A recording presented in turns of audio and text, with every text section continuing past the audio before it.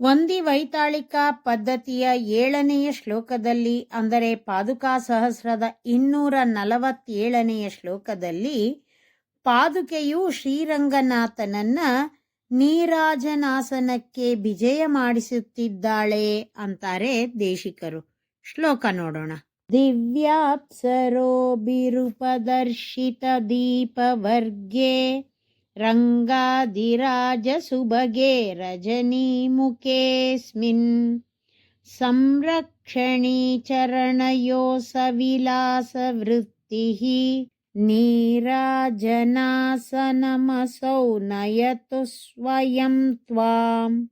ರಂಗಾದಿರಾಜ, ಹೇ ರಂಗನಾಥನೇ, ದಿವ್ಯ ಪರಮಪದದಲ್ಲಿರುವ ಅಪ್ಸರೋಭಿಹಿ, ಅಪ್ಸರಸ್ಸುಗಳಿಂದ ಉಪದರ್ಶಿತ ತೋರಿಸಲ್ಪಟ್ಟಿರುವ ದೀಪವರ್ಗೆ, ದೀಪಗಳ ಕೂಟವನ್ನುಳ್ಳ ಅಸ್ಮಿನ್, ಈ ಸುಬಗೆ ಸುಂದರವಾಗಿರುವ ರಜನೀಮುಖೆ ಸಂಧ್ಯಾಕಾಲದಲ್ಲಿ ಚರಣಯೋಹೋ ಪಾದಗಳನ್ನ ಸಂರಕ್ಷಣಿ ಕಾಪಾಡುವ ಅಸೌ ಆ ಪಾದುಕೆಯು ಸವಿಲಾಸ ಉಲ್ಲಾಸದಿಂದ ಕೂಡಿರುವ ವೃತ್ತಿಹಿ ವ್ಯಾಪಾರವನ್ನುಳ್ಳದ್ದಾಗಿ ಸ್ವಯಂ ತಾನೇ ತ್ವಾಂ ನಿನ್ನನ್ನ ನೀರಾಜನಾಸನಂ ಮಂಗಳಾರತಿಯನ್ನ ವೀಕ್ಷಿಸುವ ಆಸನದಲ್ಲಿ ನಯತು ಒಯ್ಯಲಿ.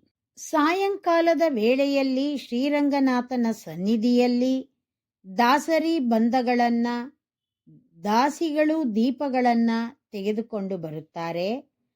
ಅದರ ನಂತರ ಕ್ಷೀರಾನ್ನವನ್ನ ನೈವೇದ್ಯ ಮಾಡಿ ಮಂಗಳಾರತಿಯೂ ಆಗುತ್ತದೆ. ಆ ಸಮಯದಲ್ಲಿ ಈ ಶ್ಲೋಕದಿಂದ ಉಪಚಾರ ಮಾಡುತ್ತಾರೆ. ಪರಮಪದದಲ್ಲಿರುವ ಅಪ್ಸರಸ್ಸುಗಳು ದೀಪಗಳನ್ನ ತೆಗೆದುಕೊಂಡು ಬಂದಿದ್ದಾರೆ, ಮಂಗಳಾರತಿಯೂ ಆಗಬೇಕು. ನಿನ್ನ ಪಾದಗಳನ್ನ ರಕ್ಷಿಸುವ ಪಾದುಕೆಯು ಶೃಂಗಾರ ಲೀಲೆಯಿಂದ ತಾನೇ ನಿನ್ನನ್ನ ನೀರಾಜನಾಸನಕ್ಕೆ ವಿಜಯ ಮಾಡಿಸಲಿ. ಅದಕ್ಕಾಗಿ ಪಾದುಕೆಯನ್ನ ಧರಿಸಿಕೊಂಡು ಉಲ್ಲಾಸವಾಗಿ ದಯಮಾಡಿಸಬೇಕು ಅಂತ ಪ್ರಾರ್ಥನೆ ಮಾಡ್ತಾ ಇದ್ದಾರೆ ದೇಶಿಕರು. ಶ್ರೀಮತೆ ನಿಗಮಾಂತ ಮಹಾದೇಶಿಕಾಯ ನಮಃ.